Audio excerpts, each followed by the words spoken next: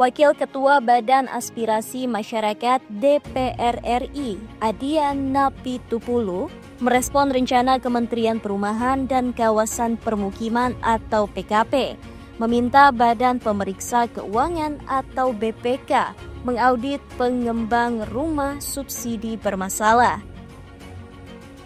Adian mengatakan, Menteri PKP Marwarar Sirait tidak perlu terlalu jauh mengambil langkah tersebut.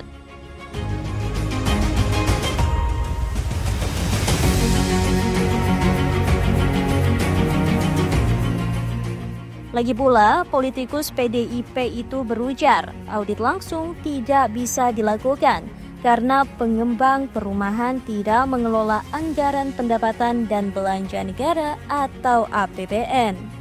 Karena itu, anggota Komisi 5 DPR ini mengatakan Kementerian PKP perlu melihat dasar hukum pelaksanaan audit BPK terhadap pengembang perumahan.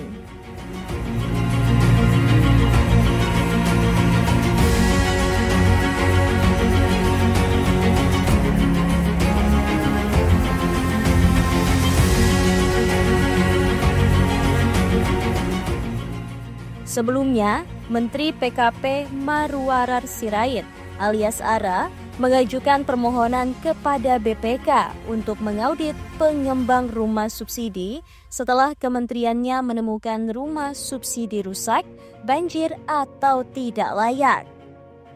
Dalam forum pertemuan dengan Asosiasi Pengembang di kantornya pada Jumat 21 Februari 2025, ARA juga meminta pengembang perumahan setuju diaudit.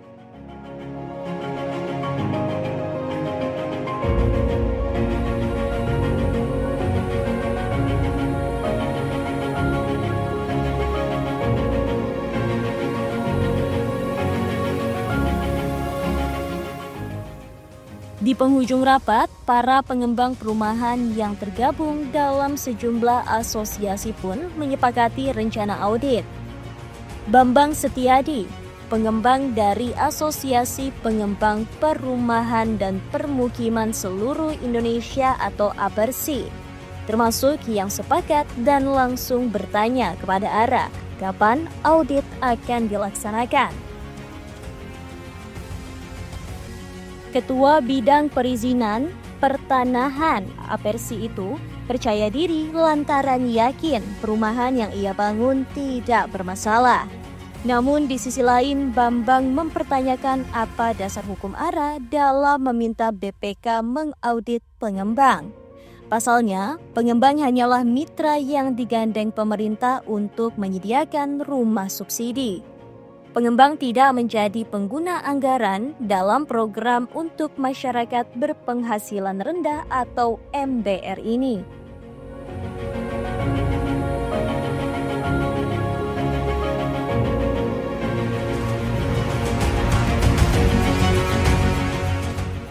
Ia menjelaskan pengembang perumahan tidak bisa serta-merta menjadi penyedia rumah bersubsidi. Ada serangkaian proses dan seleksi hingga pengembang bisa ikut program FLPP. Sebelum membangun rumah, juga ada perizinan yang harus diurus ke pemerintah daerah setempat. Kemudian, ketika rumah yang dibangun pengembang ternyata tidak layak huni, persetujuan kredit untuk konsumen pun tidak bisa ditandatangani.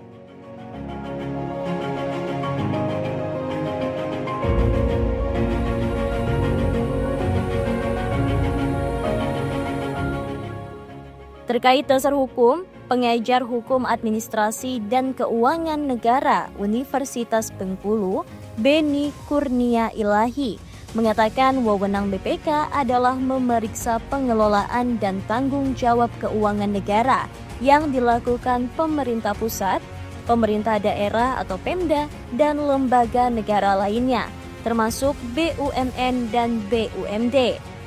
BPK memiliki fungsi audit keuangan, audit kinerja, dan audit dengan tujuan tertentu atau investigasi. Adapun dalam konteks pembangunan rumah bersubsidi, Anggaran program bersumber dari APBN yang dikelola oleh pemerintah pusat dan Pemda yang diberi kewenangan delegasi. Anggaran tersebut kemudian dialokasikan untuk merealisasikan pembangunan rumah subsidi yang digarap pengembang. Karena itu, pihak yang semestinya diaudit BPK adalah pemerintah pusat dan Pemda.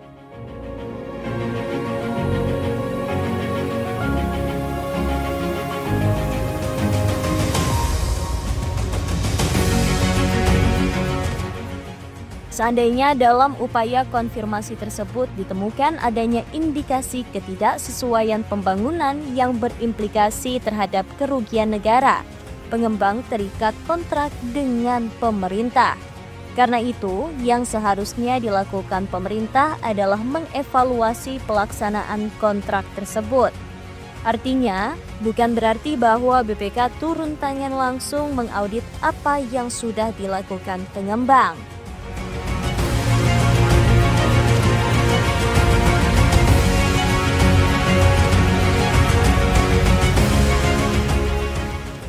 Fungsi BPK tidak sejauh itu, kata Beni. Namun, sekali lagi ia mengatakan BPK harus melibatkan pengembang dalam proses audit dengan tujuan tertentu untuk mengetahui hal teknis maupun substansialnya.